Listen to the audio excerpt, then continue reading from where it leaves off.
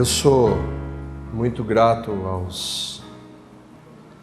aos meus pais que me deram condições de estudar em uma boa escola, depois fazer a faculdade.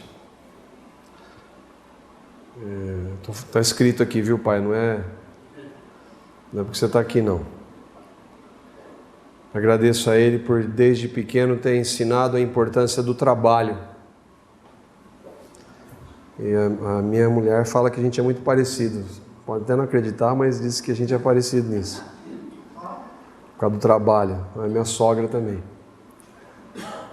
Agradeço aos meus amigos pelos inúmeros momentos de lazer e prazer que nós tivemos juntos.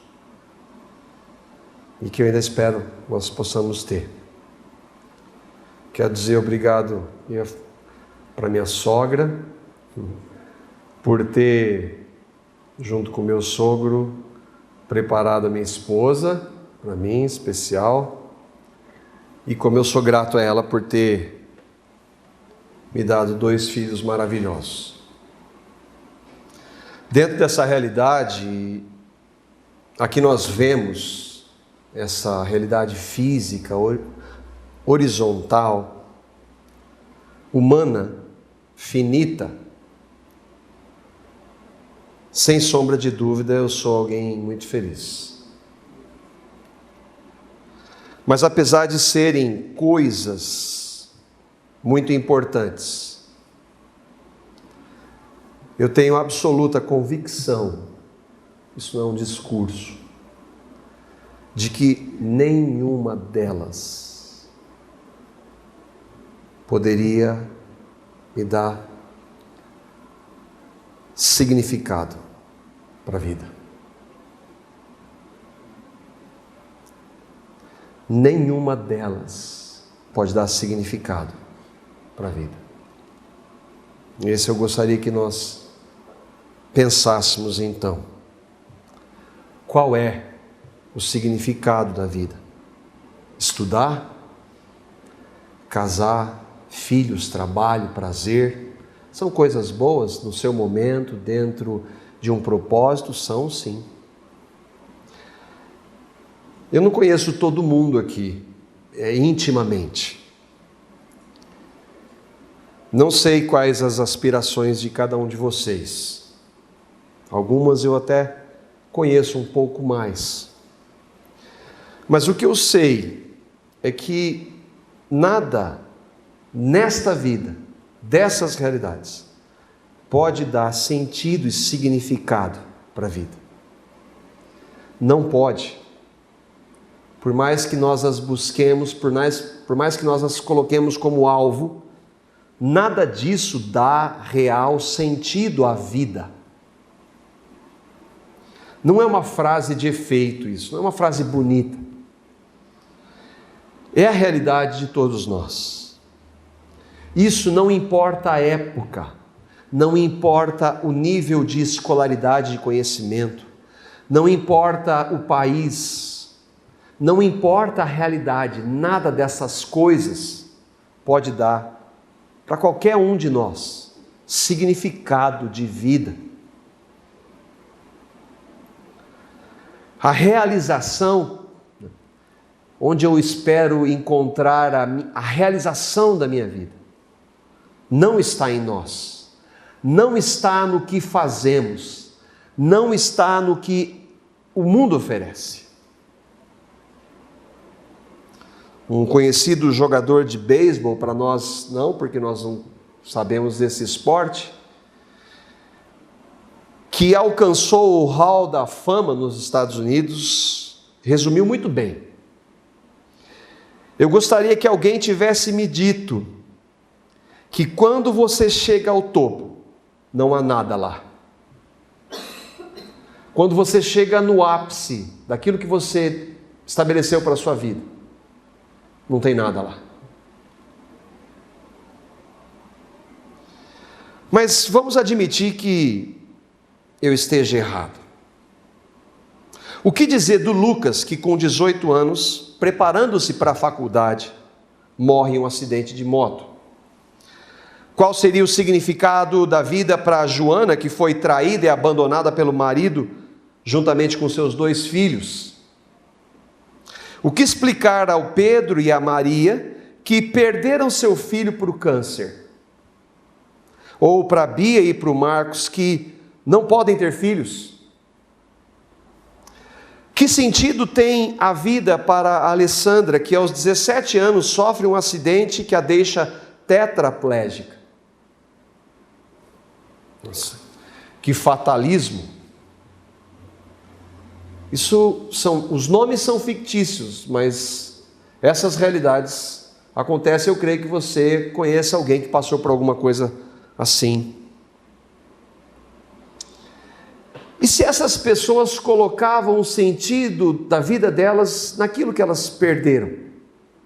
Se elas estabeleceram aquele alvo como realização e não alcançaram, o que dizer para elas? Vamos desconsiderar elas também. Vamos considerar o Mário. Qual o significado da vida para ele que estudou, trabalhou, viajou, teve muitos momentos de prazer, de lazer, casou, teve filhos, netos, mas que hoje, aos 75 anos, e uma complicação de saúde bastante comum para essa faixa etária, que aliás é a expectativa de vida do brasileiro, percebe que a sua vida está chegando ao fim. Ele alcançou muito daquele, ou talvez grande parte daquele que ele colocava a esperança da vida dele. Mas a vida dele está acabando.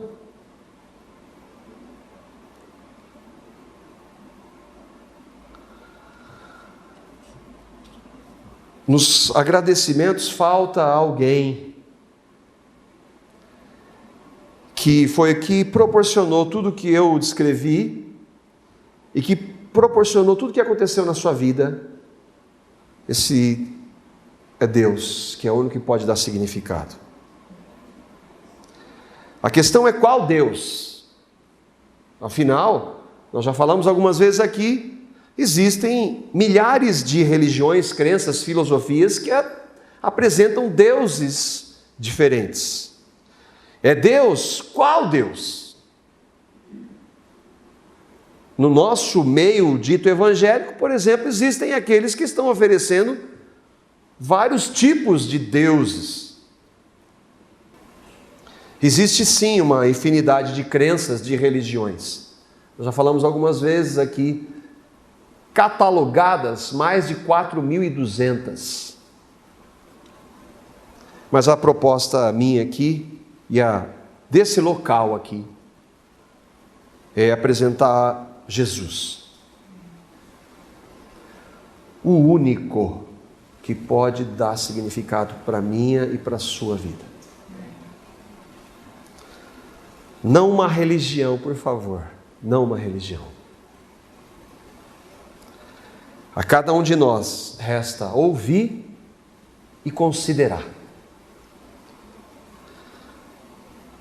O Jesus que nós queremos apresentar é o Jesus da Bíblia, porque há vários outros Jesuses por aí. Mas o Jesus autêntico é o descrito na Bíblia, a palavra de Deus. Eu estou aqui, por favor, entenda, para expor a palavra. Eu quero apresentar o que a palavra de Deus fala, porque ela fala por si mesma. E ela diz isso. Assim a fé vem pela pregação, e a pregação pela palavra de Cristo. Romanos 10, 17. Como crer neste Deus, que é o único que pode dar significado? Pela pregação da palavra, a exposição da palavra, e na centralidade da pregação de Cristo. Eu posso citar a Bíblia e não citar Cristo, não citar o Evangelho, que é o único que pode dar significado. Entenda também que o Deus escrito na Bíblia não é mais uma opção. você está contente nesse lugar, eu estou contente aqui, está bom para você aí, está bom. Não. Isso não existe de acordo com Deus da Bíblia. Isso não existe de acordo com Jesus. Ainda que o homem crie uma infinidade de religiões, usando Bíblia, usando Jesus, nenhum deles está firmado na palavra se defender uma placa religiosa.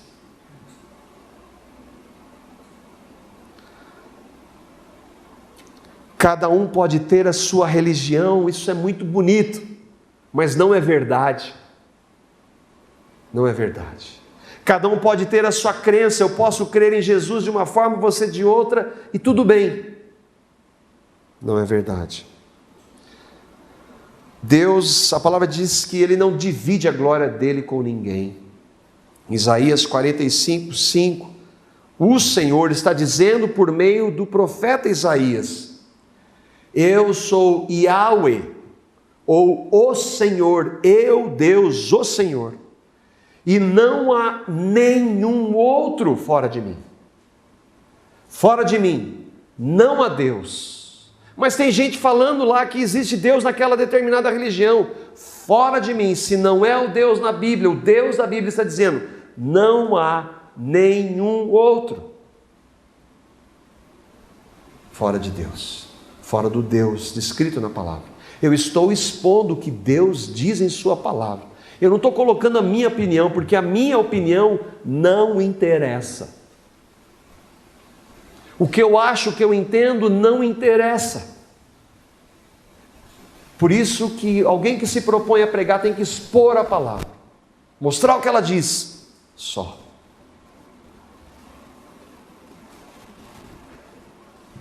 Há tantos textos na palavra que revelam essa verdade. O fato é que só há um Deus, Criador de todas as coisas. E essa mesma Bíblia diz que foi Deus quem criou o homem. Ainda que haja hoje muitos que se utilizam no nome de Jesus, de Bíblia, para negar que Deus criou o homem. Deus diz em sua palavra que foi assim que Ele fez. Deus criou o homem, o ser humano, a sua imagem e semelhança, lá em Gênesis 1:27. A imagem de Deus, Ele o criou. Homem e mulher, Ele os criou. Deus criou o universo, criou todas as coisas. Mas Ele criou um ser chamado homem, mulher, a sua imagem, criação especial. E criou Ele a sua imagem e semelhança. Nós podemos entender com isso que esse homem e essa mulher só vão encontrar significado no seu Criador. É impossível fora dele ter sentido. Deus criou os seres humanos. Se é assim, por que então que a maioria não quer saber do Deus da Bíblia? Porque essa é a realidade do mundo. A maioria não quer. A Bíblia é clara em afirmar que esse primeiro homem que Deus criou, perfeito, que tinha um relacionamento pessoal com esse Deus, que conversava com esse Deus, ouvia Deus falar audivelmente. Não, nós cremos que Deus fala hoje pela palavra, mas nós não ouvimos. Mas ele tinha uma conversa com Deus. Esse homem foi criado com uma característica, vontade, que eu e você ainda temos. E esse homem pecou por sua própria vontade. E há uma infinidade de textos que a Bíblia mostra que Deus não tem nada a ver com o pecado. Deus não tem relação com o pecado. Deus não pode, porque Deus é santo. Deus não se relaciona com pecadores. Ele não pode ter um relacionamento. Essa é uma das características do Deus escrito na Bíblia. Desde então, da entrada do pecado, essa é a realidade daquele primeiro casal que, criado sem pecado, pecou. Os filhos deles nasceram em pecado. Os filhos dos filhos deles nasceram em pecado. E como eles foram os pais da humanidade, demorou um pouquinho, mas chegou até em mim e chegou em você. Nós nascemos em pecado. Nós somos pecadores, não temos relacionamento com Deus. Não temos. Minha religião não pode mudar isso. Minhas práticas não podem trazer um relacionamento com Deus. Deus tem que fazer algo para que nós possamos ter um relacionamento com Ele. Onde que está na Bíblia que nós nascemos em pecado? Sei que eu sou pecador desde que nasci. Davi, depois de ter cometido um grave pecado, Deus vai revelar essa verdade para ele. Sim, desde que me concebeu minha mãe. No momento em que o espermatozoide se une ao óvulo, ele gera uma vida. Essa vida é gerada em pecado. Consequência dos nossos pais, Adão e Eva, nós nascemos assim em pecado. Ele vai dizer também, desviam-se os ímpios, eu e você nascemos ímpios. Salmo 58, 3. Desviam-se os ímpios desde a sua concepção. A mesma palavra que nós vimos. No momento que fomos gerados, nascem e já se desencaminham proferindo mentiras. Os pecados são consequência de uma natureza de pecado. Nós nascemos pecadores, por isso pecamos. Não adianta eu querer parar de pecar porque eu não tenho natureza para isso. Eu não posso mudar, eu e você não podemos mudar. E a religião, ela fala, faça isso, não faça aquilo, para agradar a Deus, para mudar, mas nós não podemos. Por isso que Deus não tem nada a ver com religião. Jesus não tem nada a ver com religião. Esse é o estado de todos nós, somos pecadores. Agora, você pode ter mais habilidade em alguns pecados do que eu, mas eu e você somos pecadores, nós estamos todos no mesmo nível. Ainda que eu considere que o pedófilo, o pecado dele é mais grave que o meu, a palavra de Deus não diz isso. A palavra diz que se eu tropeçar em um só ponto da lei, para aquele que abusa sexualmente, ou para aquele que tem um pensamento maligno, ou malícia, ou mentira, se eu tropeçar em um ponto, eu sou o culpado de todos os outros. É isso que a Bíblia diz. Então, não escapa. Mas a palavra vai dizer de alguns pecados práticos, e eu quero colocá-los aqui para que você veja, eu e você vejamos que nós nos encaixamos nessa realidade. Nascemos em pecado, por isso cometemos pecados como estes. Vocês não sabem que os perversos não herdarão o reino de Deus? Não têm relacionamento com Deus? Não estarão na presença de Deus? Não se deixem enganar, nem imorais, qualquer tipo de imoralidade, nem idólatras, qualquer tipo de idolatria, nem adúlteros, nem homossexuais, nem ladrões, nem avarentos, nem alcoólatras, nem caluniadores, nem trapaceiros, herdarão o reino de Deus. Eu e você nos encaixamos aqui. Eu nunca adulterei. Jesus falou, se aquele homem que olha para uma mulher com uma intenção impura, ele já adulterou. Então eu e você como homens sabemos o que Jesus está dizendo. Nós somos pecadores. Agora, eu me safo dessa e dessa. Ficarão de fora os cães, os que praticam feitiçaria, os que cometem imoralidades sexuais, os assassinos, os idólatras e todos os que amam e praticam a mentira. Você está entendendo? Você está vendo que aqui não existe um nível de um pecado mais grave, está tudo no mesmo pacote. Feitiçaria, imoralidades sexuais, assassinos, idólatras, ficarão de fora de onde? Do reino de Deus.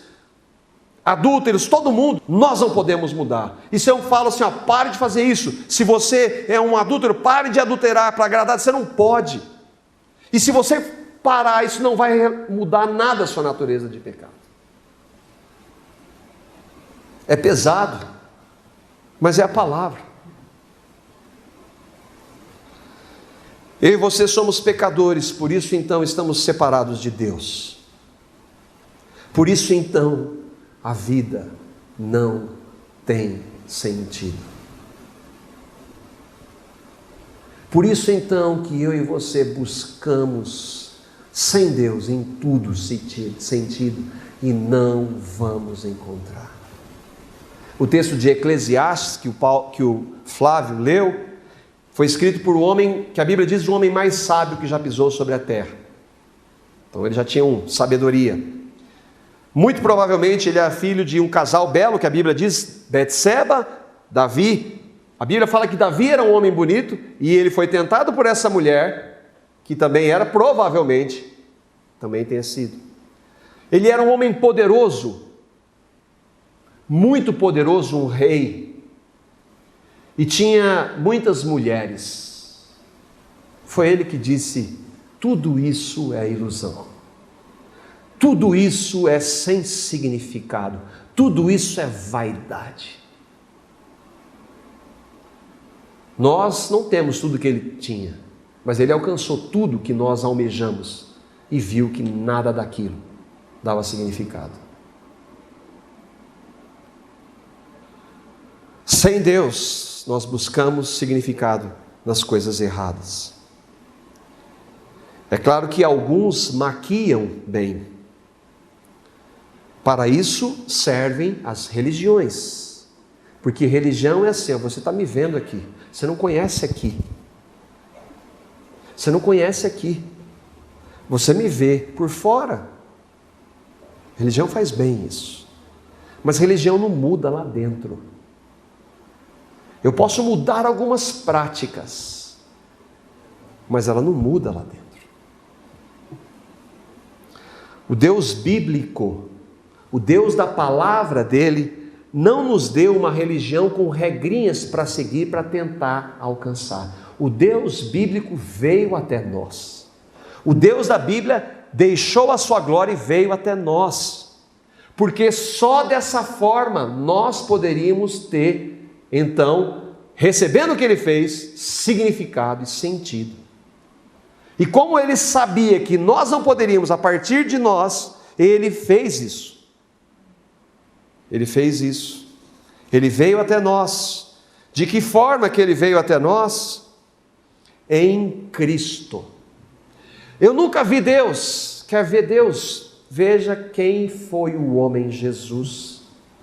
E a palavra vai dizer isso de maneira clara em Colossenses, no capítulo 1, versículos 15 a 20. Ele, Cristo, Jesus, é a imagem do Deus invisível. A Bíblia diz que Deus é espírito, não pode ser visto. Mas Deus veio até nós. De que forma? Em Jesus. Deus tomou a forma de um homem chamado Jesus. Esse Jesus é o Jesus que é o Cristo, o Filho de Deus, Deus que sempre existiu. Ele veio até nós. Ele é o primogênito de toda a criação. Ele é o primeiro daqueles que receberam a Cristo, que recebendo a Cristo tem significado, tem salvação. Pois nele, em Cristo, foram criadas todas as coisas. Foi Cristo que criou o universo. Nos céus e na terra, o que eu e você podemos ver, o que eu e você, e que a tecnologia pode mostrar do universo que nós podemos ver, e o que nós não vemos, Jesus criou todas as coisas. Sejam tronos, soberanias, poderes e autoridades. Cristo criou todas as coisas. Todas as coisas foram criadas por Ele e para Ele. Para Jesus, para o Cristo.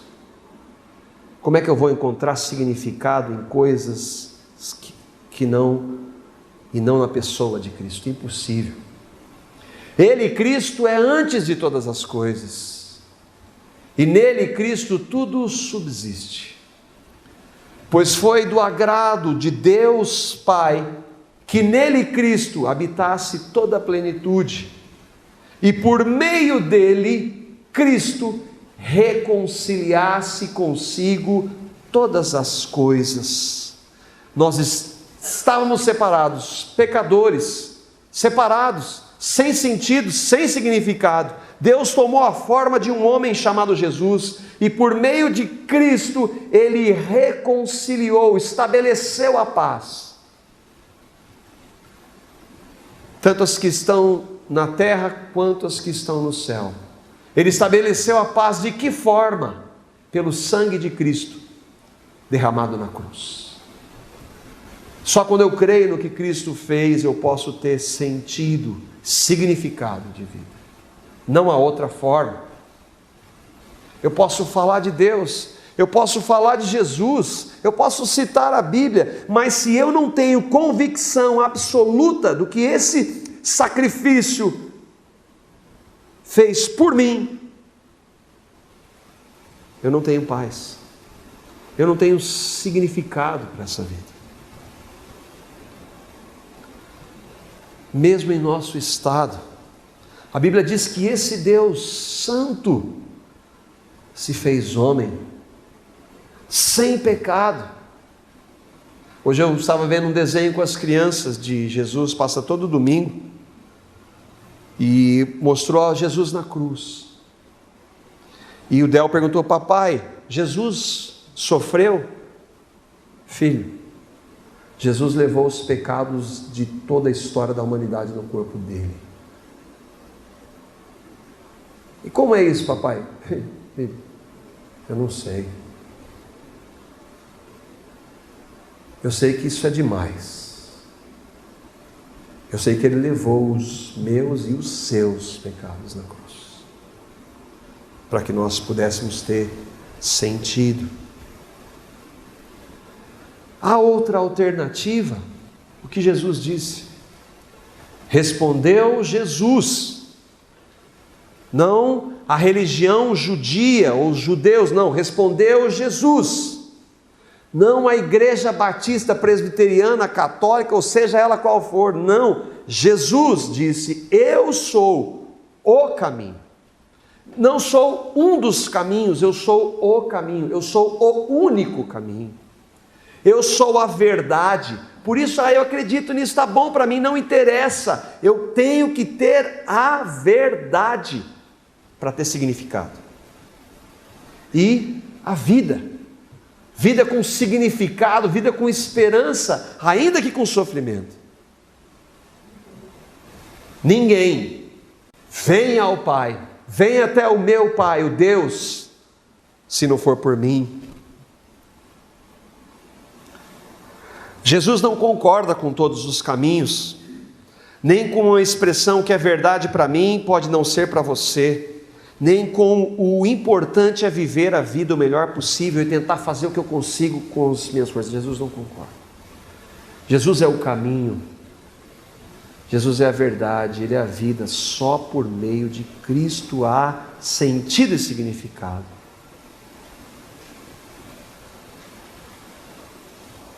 Diante do que a Bíblia mostra, diante do que a gente está apresentando, o que fazer? Tá, eu ouvi isso que Jesus é o caminho, que por meio da cruz Ele derramou o seu sangue por mim, eu sei que eu sou um pecador, eu não precisava da Bíblia mostrando isso, porque eu sei que eu sou, mas agora eu estou vendo com evidência que eu sou um pecador. O que eu vou fazer? Quando Pedro, na primeira pregação de Pedro, falou dessas verdades para um grupo de muitas pessoas, mostrando a realidade delas, de pecadoras assim como ele, eles fizeram essa pergunta, essa mesma pergunta: o que nós vamos fazer? O texto está lá. Quando ouviram isso, de uma forma diferente, Pedro apresentou o que nós apresentamos aqui na palavra. Aquelas pessoas, quando ouviram isso, ficaram aflitos em seus corações. Uma versão diz compungidos. Eles ficaram profundamente abalados. atordoados, eles viram o que Deus fez, mesmo eles sendo pecadores, em Cristo sem pecado. E eles como que, meu Deus, o que eu vou fazer? E agora? E perguntaram a Pedro e aos outros apóstolos: irmãos, o que nós vamos fazer diante disso que você está apresentando? Diante disso que você está dizendo, que eu sou um pecador e que eu não posso, mas que só Jesus pode, o que eu vou fazer? Pedro vai responder: arrependam-se. A maior característica de uma vida cristã chama-se arrependimento. Ah, mas o meio faz isso, mas aquilo. Eu, Marcos, sou um pecador e nesse estado eu não posso mudar. Eu nasci em pecado e durante a minha vida eu cometi uma infinidade de pecados. Eu sou. Isso é a ação do Espírito de Deus que está nos levando, a bondade dele nos conduz ao arrependimento, a palavra fala. Ele diz: arrependam-se do que vocês são, do que vocês fazem, e cada um de vocês seja batizado em nome de Jesus Cristo para perdão dos seus pecados. Creia no que Cristo fez. Ué, mas ele não colocou lá 10 passos para você, agora você tem que parar de fazer isso, parar de fazer aquilo, para isso. Não, arrependam-se e recebam a Cristo, porque Cristo em vocês vai mudar o que vocês faziam. Ele não deu regrinhas para a gente mandar seguir. Arrependam-se, mesmo em nosso estado de pecado, há esperança. O que se chama isso? Chama-se graça. Foi Deus que fez. Foi Deus quem tomou a iniciativa de salvar pecadores. O Del perguntou: papai, e se Jesus tivesse não ido para a cruz? Se Jesus não tivesse ido para a cruz, filho, eu, você e todos os seres humanos que já pisaram sobre a terra iriam para o inferno, merecidamente. E no inferno ninguém ia dizer que estava lá injustamente. Filho, Jesus veio para morrer. Não foi um acidente a morte de Jesus. Jesus veio para morrer. E só a morte dele pode tratar dessa realidade de pecado que eu e você nascemos e dos nossos pecados. Porque o sangue de Jesus nos purifica de todos os nossos pecados, a palavra diz. Por piores que eles fossem, sejam, por mais numerosos, o sangue de Cristo tem esse poder. O que é necessário? Arrependam-se. Diga: meu Deus, tem misericórdia de mim, eu sou um pecador. Me perdoa. E Ele tem prazer em perdoar. Olha que Paulo vai dizer em Romanos 10: se você, movido por Deus, nesse arrependimento, dizer: meu Deus, eu sou um pecador, eu não posso, eu sou um hipócrita, eu acho que eu consigo fazer, mas eu não consigo, eu tento, mas eu não consigo, eu sei que eu sou um pecador e nesse estado eu estou separado. E se arrepende, movido pelo Espírito. Se você confessar com a sua boca que Jesus é Senhor, da boca para fora? Não, porque da boca para fora tem igreja que usa isso.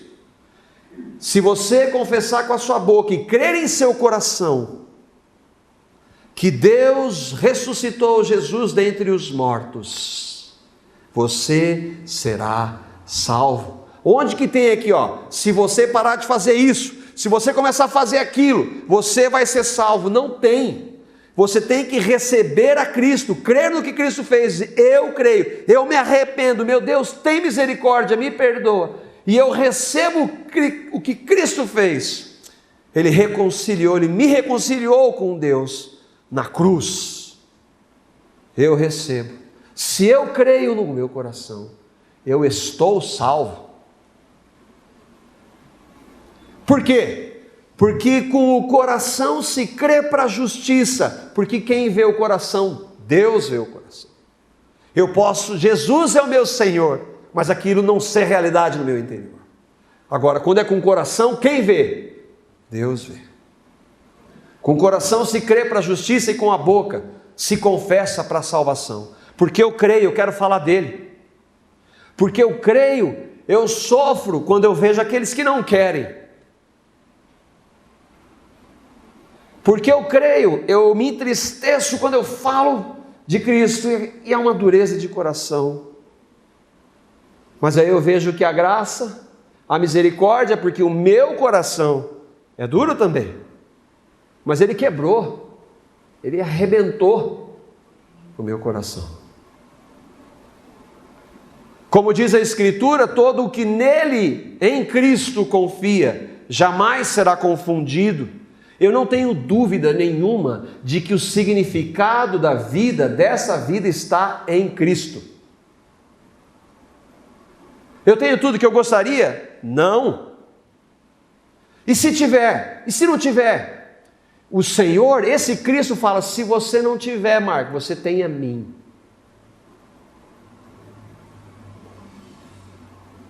Ah, Senhor, então, o Senhor me dá esse descanso.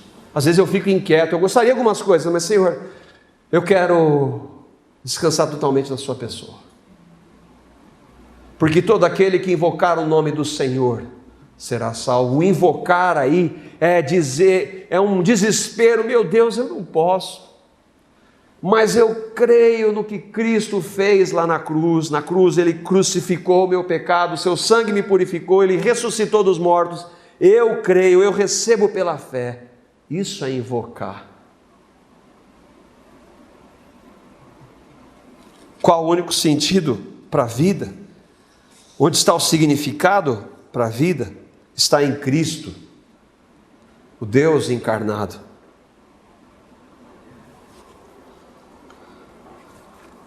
Ah, então ao receber a Cristo, tudo vai melhorar? Não.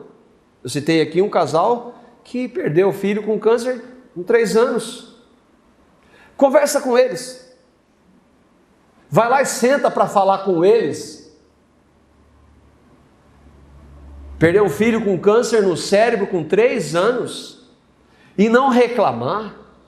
E não dizer que a vida é injusta. Em receber isso vindo de Deus. Quem pode explicar isso? Quem pode dar significado? Um significado desse, senão Cristo.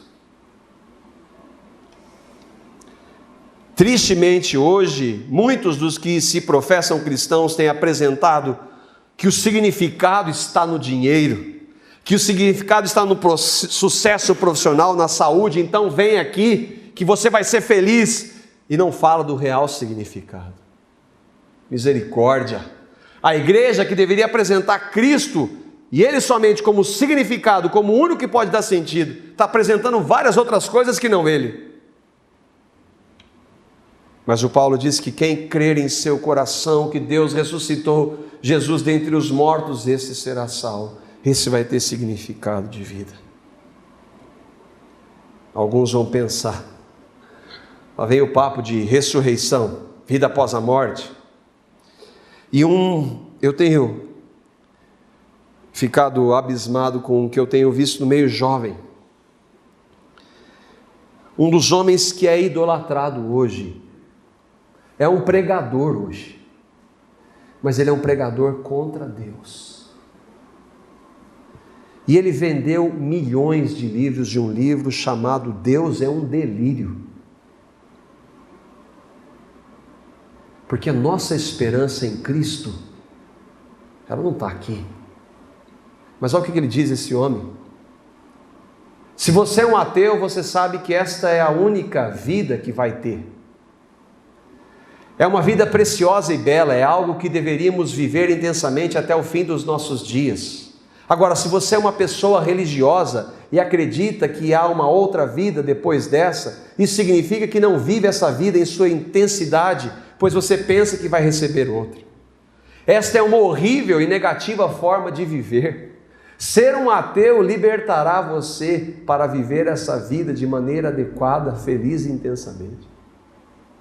Esse cara não acredita nisso, porque Deus colocou no coração dele a eternidade. Só que ele prega isso e tem milhões de pessoas seguindo isso.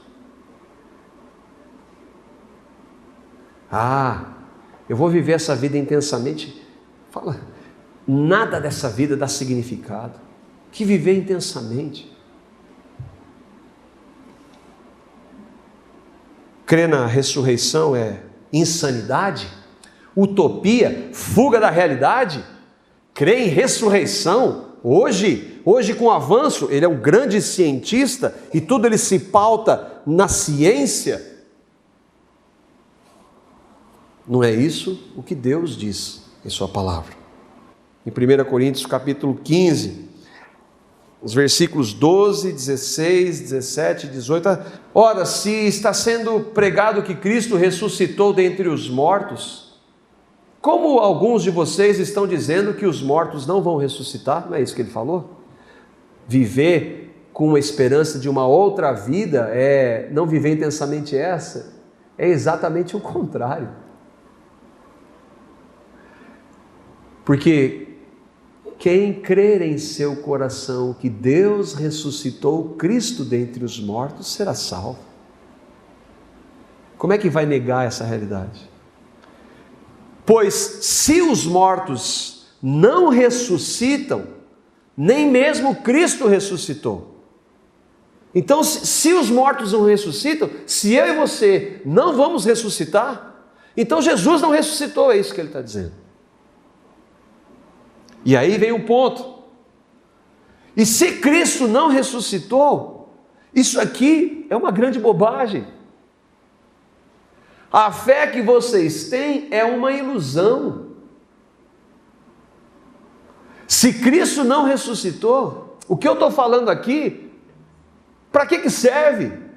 Aí é o que o cara está dizendo lá. E outra, vocês continuam perdidos nos seus pecados. Punição eterna, inferno. Se Cristo não ressuscitou, os que morreram crendo nele em toda a história estão perdidos. Porque eles depositavam o sentido das suas vidas em Cristo, o significado na pessoa de Cristo, e de que um dia eles estariam com este Cristo. Se a nossa esperança em Cristo só vale para essa vida, aqueles que verdadeiramente creem, nós somos as pessoas mais infelizes desse mundo. O significado está em Cristo, e que um dia esse Cristo vai voltar para buscar aqueles que nele creem. Então não existe, mas de fato, não vi, não sinto, não tenho como provar, mas de fato, Cristo ressuscitou dentre os mortos, tão certo quanto eu e você estarmos aqui. Cristo ressuscitou dos mortos, tão inexplicável que seja para a ciência, Jesus ressuscitou dentre os mortos. E isso é a garantia de que os mortos também serão ressuscitados. Isso é verdade ou não é? Você crê nessa verdade ou não? Porque se não for verdade, então o que Paulo vai dizer é o que nós deveríamos viver.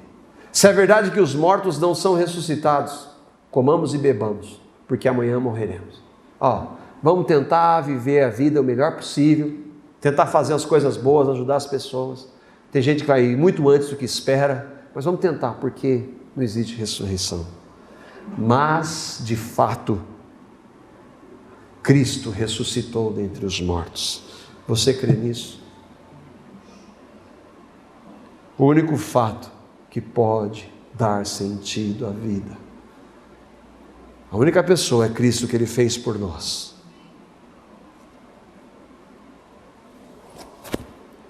Um dia Ele vai voltar para buscar aqueles que creem E aquilo que nós cremos hoje que é única e exclusivamente pela fé, não tem como provar, não sinto, não vejo, vai se materializar.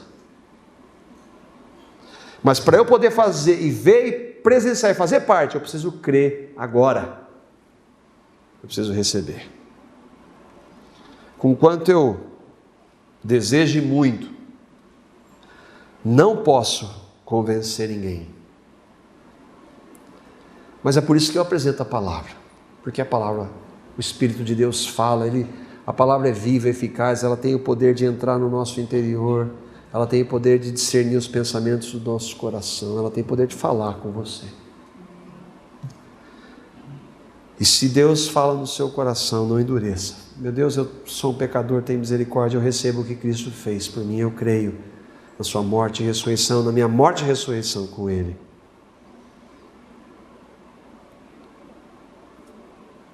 Você já recebeu?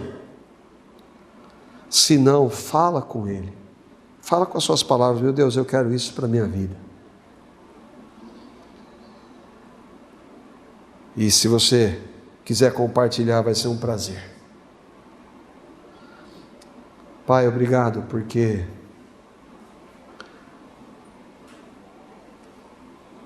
nós temos esperança. Nós temos significado nessa vida.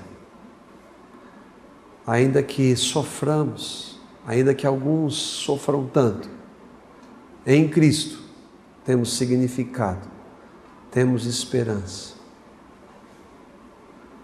Obrigado porque o Senhor mandou o seu Filho. Obrigado porque é só por meio dele. Obrigado porque é o Senhor quem revela.